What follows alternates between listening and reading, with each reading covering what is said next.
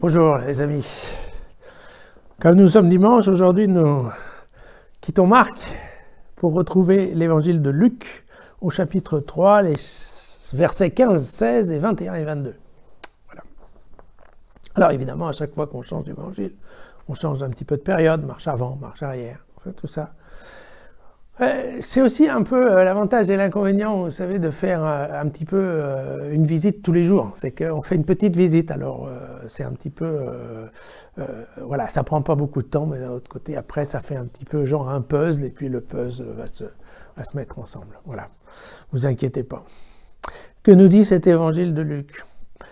Qu'on revient une fois de plus à la même question. Vous savez, les disciples de Jean qui se posent la question « Ah oui, mais alors, le Messie, est-ce que c'est Jean? Est-ce que c'est Jésus? Est-ce que c'en n'est pas un autre ?» Et bien entendu, il pose la question à Jean « Es-tu le Messie ?» Et donc Jean répond officiellement, noir sur blanc, « Moi, c'est d'eau que je vous baptise, mais il vient celui qui est plus fort que moi. » Et je ne suis pas digne de délier la lanière de ses sandales. Lui vous baptisera dans l'Esprit Saint et dans le feu. D'accord ? Donc, encore une fois, Jean est très clair.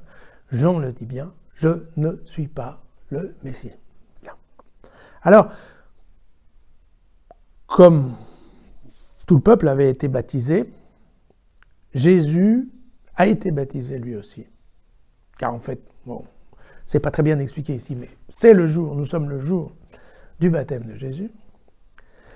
Alors le ciel s'ouvrit, l'Esprit Saint descendit sur Jésus sous une apparence corporelle comme une colombe. Et une voix vint du ciel, « Tu es mon fils, moi, aujourd'hui, je t'ai engendré. » Voilà. Voilà. Alors, par rapport à la première partie, vous pouvez vous demander, ah oui, mais il commence à nous casser un peu les pieds, à se demander en permanence si c'est Jean le Messie, c'est pas Jean le Messie. En fait, ce qui se passe, c'est que à l'époque de Jésus, c'était un vrai souci. Hein. On a trouvé ça dans des documents, vous savez, les fameux rouleaux de Qumran, là, ce qu'on a trouvé dans les années 1950. Dans des vases qui étaient en fait enterrés dans du sable et qui ont été conservés par chance, et donc on a retrouvé beaucoup d'informations. Et dans les informations qu'on a retrouvées, effectivement, c'était une véritable préoccupation pour les gens de l'époque de Jésus de savoir quand Dieu allait venir. Et cette préoccupation est permanente, et donc c'est normal qu'à chaque fois où il voit eh bien, un prêcheur ou quelqu'un, eh bien, il se demande, mais est-ce que c'est celui qu'on attend? Alors, dans les préoccupations, faut pas oublier que ils ont aussi un peu la trouille, parce que d'ailleurs, l'Évangile reprendra ça, c'est-à-dire que quand Dieu va venir, il va venir pour nous juger. Donc, ok, d'un côté, certes, probablement, ce qu'on attend, c'est aussi le nouveau roi d'Israël qui va nous venger de toutes nos invasions, de tous nos soucis, et qui va nous redonner notre grandeur. Mais aussi, on sait que, aussi, quand il va venir, probablement, il va dire, toi, t'as été bon, toi, t'as été méchant. Donc, effectivement, il y a quand même un mélange d'espoir et de crainte qui fait que c'est un souci permanent, d'où le fait qu'on a l'impression qu'ils sont tout le temps en train de se poser la question, oui. La deuxième partie, il y a un mot.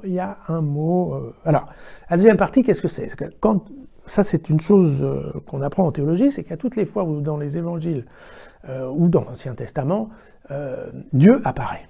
Voilà. Dieu apparaît, c'est ce qu'on appelle une théophanie. Et donc, il y a des critères bien stricts, bien définis en termes de littérature biblique pour vraiment raconter une théophanie. Donc en général, il faut qu'il y ait des bruits, il faut que les ciels se déchirent, il faut qu'il y ait quelque chose qui tombe, soit sous la forme de quelqu'un qu'on voit, soit sous la forme d'une colombe, soit sous la forme... C'est très bien quand il y a beaucoup de lumière. Enfin, il y a un certain nombre de critères comme ça pour être sûr qu'on ne se trompe pas, que là c'est bien. Ok, là c'est Dieu qui vient. Et là, vous voyez que ce jour de baptême de Jean, effectivement, Dieu a ouvert les cieux et il a dit, oui, celui-ci est mon fils. Voilà. Celui-ci est mon fils, aujourd'hui je t'ai engendré. Alors, ici c'est formidable parce que Ça, c'est une phrase très importante. Aujourd'hui, je t'ai engendré. Alors pourquoi?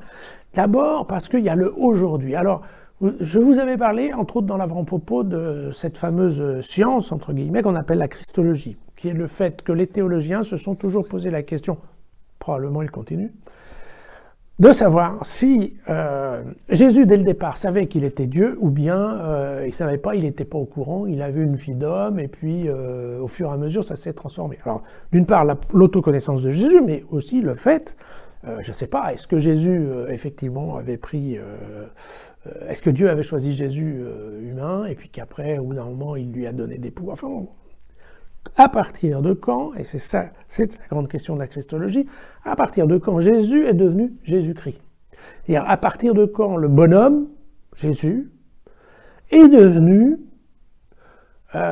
cette figure, vous vous souvenez, moitié homme, moitié Dieu, qu'on appelle Jésus-Christ, c'est-à-dire, il est devenu le Jésus envoyé de Dieu.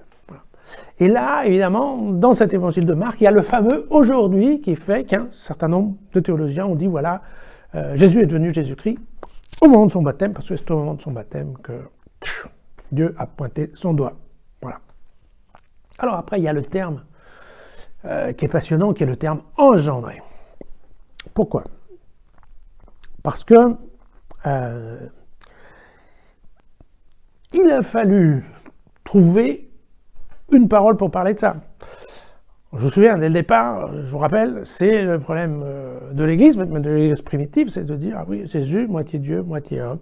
On ne peut pas privilégier, on ne peut pas dire que c'est un Dieu changé en homme, ni un homme. Bon, ouais, ok. Alors, bon,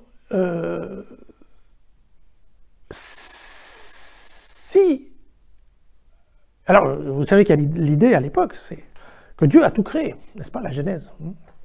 Dieu a tout créé, donc nous, les hommes, nous sommes aussi des créatures de Dieu. Très bien. Si on applique ça à Jésus, c'est embêtant, parce que Jésus est Dieu. Alors, Jésus est le Fils de Dieu. Alors, ça va pas avec Dieu a créé son Fils, ou Dieu a créé lui-même. Vous voyez que ça ne marche pas. Donc, il fallait trouver un autre terme, un autre vocabulaire. Et celui qui s'est imposé, c'est le terme « engendré ». Vous savez, comme des fois on dit à la messe, engendré et non créé, de même nature que le Père, et par lui tout était fait. Voilà, le engendré. Alors le engendré, eh bien voilà, c'est un terme suffisamment compliqué pour qu'on ne le comprenne pas. Et parce qu'il y a la question du genre là-dedans, n'est-ce pas, et de la génération. Donc il a été généré, mais vous vous souvenez, donc il n'y a pas eu, voilà, alors la Vierge est vierge, Joseph n'a rien fait avec elle, c'est le Saint-Esprit qui a couvert, alors on a trouvé le terme engendré, on met là-dedans un petit peu ce qu'on veut. Marc nous dit, voilà, aujourd'hui, je l'ai engendré. Très bien. Et donc, c'est à partir de là que va démarrer tout ce travail magnifique des théologiens. Encore une fois, bon, moi personnellement, ça fait partie des choses, à toutes les fois où quelqu'un essaye de m'expliquer l'inexplicable, je ne sais pas pourquoi, j'ai l'impression qu'on me cache l'essentiel. Bon, c'est moi. Nous, ensemble, on essaiera de se maintenir à l'essentiel. Et c'est pour ça qu'on se retrouve demain.